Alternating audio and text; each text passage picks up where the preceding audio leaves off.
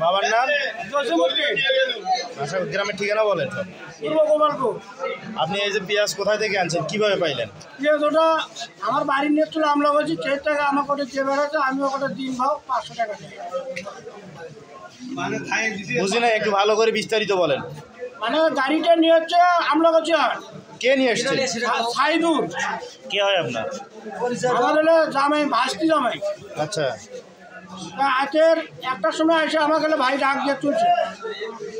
তোলার পর মনে করলো কী হয়েছে, কালে পেঁয়াজের গাড়ি হচ্ছে, পেঁয়াজ কিনলে নামান নেই। তো বলো পেঁয়াজ এনতে নামাও। পেঁয়াজ নামাছে, পরের দিন আমাকে মাল নেই, ওখানে কোনো হানিয়ে বেচতে পারবে না। পাচ্ছি যে টাকা বাগুন বেচে আমি করি 300, 400, 500, সেই টাকাটা আমরাই দেবো 500 টাকা। তুই গাড়ি দাঁড়াটা খারাপ এক করে মাল কাটাবি, ওটা আসছে আমার দিন 500 করে। কট দিল কে আপনার? ধরলো কে? হ্যাঁ, ধরলো কিভাবে আপনার? আমি ওটি মাল বেচছি, আমাকে এসে করতে গেলাম ঘরের মধ্যে ঠান্ডা, আমি ঘরের মধ্যে ঠান্ডা। আমার মেয়ে যদি বাঁধ দিল, কলে হলে পেঁয়াজ কাজ বলো না, হলে পেঁয়াজটা আমার না, পেঁয়াজের পার্টি আছে, আমার করে দিয়ে কাটাচ্ছে। পেঁয়াজের বাড়ি ফোন দাও, আসতেছে তারা, আসবে না মানে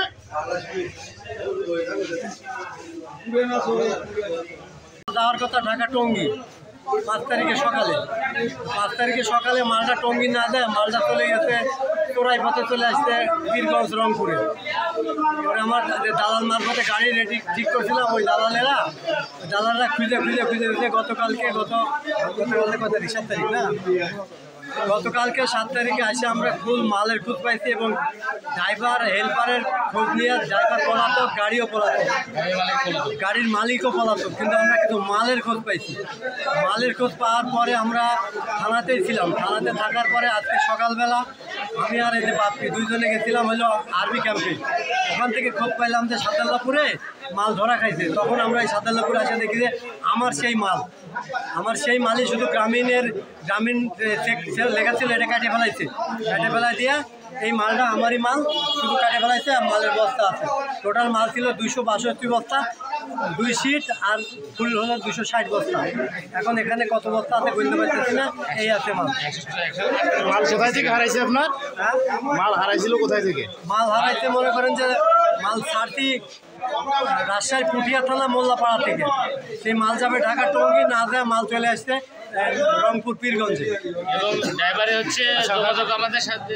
নাম কি আপনার? আমার নাম সার্জেন্ট অবসরপ্রাপ্ত মোহাম্মদ নজরুল ইসলাম, বাংলাদেশ সেনাবাহিনী। বাড়ি কোথায়? বাড়ি আমার গ্রাম হলো দনকুড়ি, পোস্ট সাতবাড়িয়া, থানা পুঠিয়া, জেলা রাজশাহী, বাজার মোল্লাপাড়া। আমার পার্টনার আছে খাদিমুল ইসলাম আন্টু। ইনি আপনার পরিচয়? আমি হচ্ছে আলাদা গাড়ি লাগাই, আমার গাড়ি মামার হচ্ছে সহযোগিতার জন্য এখানে আসছি। আমরা আজকে 4-5 তারিখ থেকে সিরাজগঞ্জ এখানে সেখানে দৌড়াদৌড়ি করতেছি। হচ্ছে মোবাইল নাম্বার ট্যাগ করে এখানে রংপুরে মানে যে এখানে পীরগঞ্জে আসে, এখানে আমরা গাড়ির ড্রাইভার মালিক সব কিছু পাইছি, সবের সাথে মিলাইছি এবং মালও কিছু ওখানে পাইছি। ওখানে আইন আশ্রয় নিয়েছিলাম, ওখান থেকে আর আমরা বসেছিলাম থানাতেই। এখানে খবর পাই, এখানে আমরা সিএনজি এখানে আসে দেখি আমাদেরই মাল, এখানে লোক ধরা পড়ছে। আর আমাদের ওখান থেকে পুরী থানা থেকে গাড়ি আমাদেরকে প্রথমে বলছে হচ্ছে সিরাজগঞ্জ কথা বলছে, ওখানকার একটা থানা কথা বলছে।